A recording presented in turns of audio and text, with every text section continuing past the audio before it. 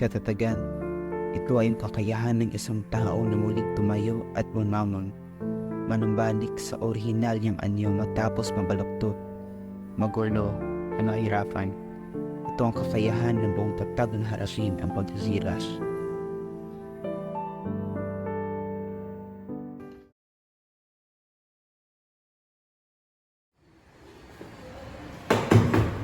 Okay, class. May 10 minuto pa kayong nagtitira.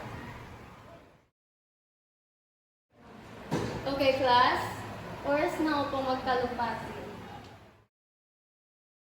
Okay, Don Caceres. Ikaw naman ang pag-isa iyong sanaysan.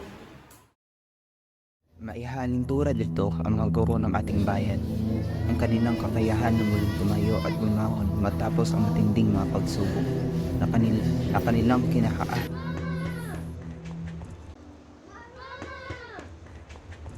Sige na. Sige na mga anak, magkikita lang din naman tayo mamaya. Sige na. Sige tayo mag-work sa mama niyo. Sige na mga anak.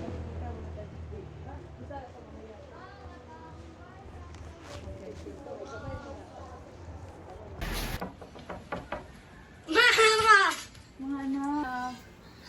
Mama. Sandali lang ha, magtatrabaho muna si mama.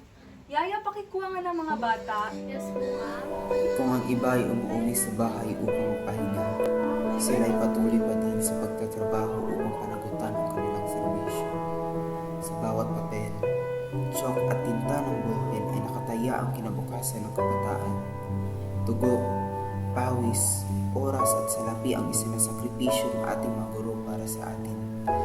Napasok sila na kulang sa tulog, pagod at balisa at uuwi ng walang pinagkaiba.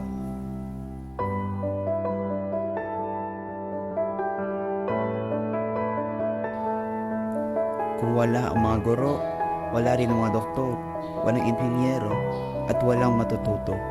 Kung walang guro, walang kinabukasan.